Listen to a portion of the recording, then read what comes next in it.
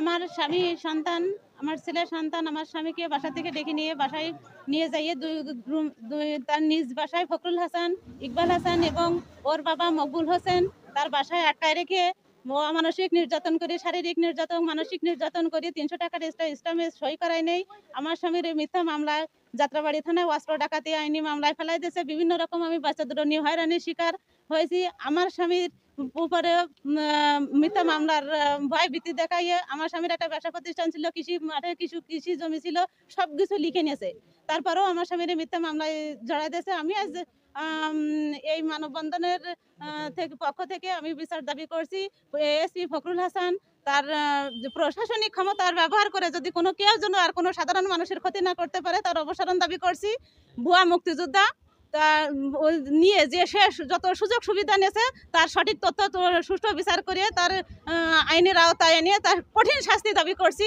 এবং ইকবাল হাসান তারও অপসারণ চাচ্ছি। সেও খুব নির্যাতন করেছে, সেও অমানসিক নির্যাতন করেছে, সেও আমাদের উপরেও বিভিন্ন রকম টর্চারিং, বিভিন্ন রকম হত্যার হুমকি, বিভিন্ন রকম কথাবার্তা বলে এখনো পর্যন্ত হুমকি ধামকি দিয়ে যাচ্ছে।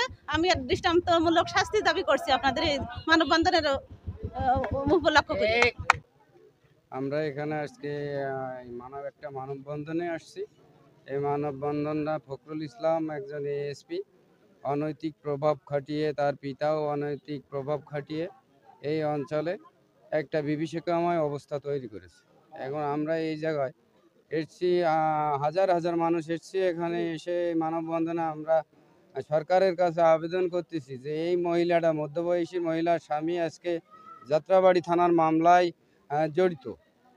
এ কিভাবে সম্ভব? যে লোক ঝিগর কথা চেনে না, এই মামলার ভয়ে সে আজকে প্রবাস জীবনযাপন করতেছে। তার একটা বাজার করার লোক নেই, এরকম একটা পরিস্থিতিতে জীবনযাপন করতেছে। এলাকাবাসী মানুষ দেখেন, মুরব্বী মানুষ, এখানে যারা পরিচিত মানুষ তারা এখানে এসে দাঁড়ানোর সাহস নেই।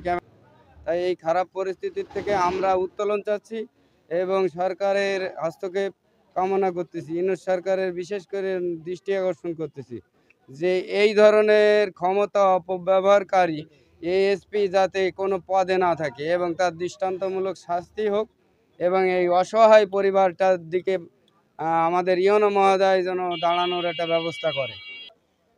আমরা চাই যে নিরীহ মানুষ, অসহায় মানুষ, এতিম মিসকিন মানুষ তাদের অধিকার থেকে যেন বঞ্চিত না হয়। যে বাচ্চাটা দাবি করেছে সে এতিম, তার পিতৃ মরে গেছে, তার পিতা মরে গেছে, তার এতিম থেকে যেন জায়গা জমি থেকে বঞ্চিত না হয়। এই কারণে আর গ্রামবাসীর জায়গা জমির ওপরে যে অবৈধভাবে যে বিল্ডিং স্থাপন করেছে সেইগুলা ফিরিয়ে পাওয়ার উদ্দেশ্যে, অসহায় গ্রামবাসীর পাশে দাঁড়ানোর উদ্দেশ্যে আজকে আমরা এখানে গ্রামবাসীর উদ্যোগে এবং এলাকাবাসীর উদ্যোগে আজকের এই মানববন্ধনের আয়োজন করা হয়েছে। আমরা গ্রামবাসী হিসেবে মনে করেন যে উনিও একজন গ্রামের ছেলে, মকবুল হোসেন একজন গ্রামের ছেলে এবং গ্রামের জামাই।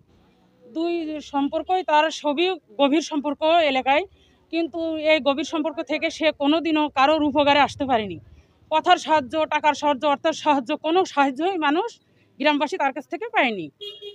ও বরঞ্চ আমাদের মতন গরিব মানুষ যারা ছিল তারা ওনার কাছে যদি কথা সাহায্যের জন্য গেছে তাহলে সে এমন কিছু বলেছে আর এমন কোনো জায়গায় পাঠাইছে যে তারা দিনের পর দিন ক্ষতিগ্রস্ত হয়েছে। ভাই আমরা এই এলাকায় সবাই একত্রিত হয়ে যে মানববন্ধন করছি। এই ফখরুল ইসলাম এএসপি, তার বাবা একজন ভুয়া মুক্তিযোদ্ধা। আমরা ভুয়া মুক্তিযোদ্ধার মাধ্যমে যে ফখরুল ইসলাম যে চাকরি লাভ করেছে, আমরা তার সেই চাকরি থেকে অপসারণ চাচ্ছি। আর এই ফখরুল ইসলামের পিতা মকবুল হোসেন এলাকার মানুষের জমি জায়গা দখল করে বিভিন্ন অবৈধ স্থাপন তৈরি করেছে, বিভিন্ন বিল্ডিং। তার চাচাতো ভাই মইনুল এবং তার ফুপু শাহজাহানের মিথ্যা মামলা এবং বিভিন্নভাবে তাদের শারীরিকভাবে অনেক নির্যাতন করেছে এবং বিভিন্নভাবে মামলার হয়রানি করেছে। এবং এলাকাবাসীরও জমি সংক্রান্ত বিষয়ে অনেক হয়রানি করে এবং দলীয় ক্ষমতার অপব্যবহার করে এবং তাদের উপরে অনেক সময় অত্যাচার করে। এবং তাদের এই অত্যাচার, এই জুলুমের প্রতিবাদ হিসেবে আমরা এই ফখরুল ইসলামের অবৈধ ক্ষমতা ব্যবহার করে, এই ফখরুলের ক্ষমতা ব্যবহার করে তার বাবা বিভিন্ন অনেক সম্পদের পাহাড় গড়েছে। আমরা এই ফখরুল ইসলাম এবং মকবুল হোসেনের বিচার দাবি করছি।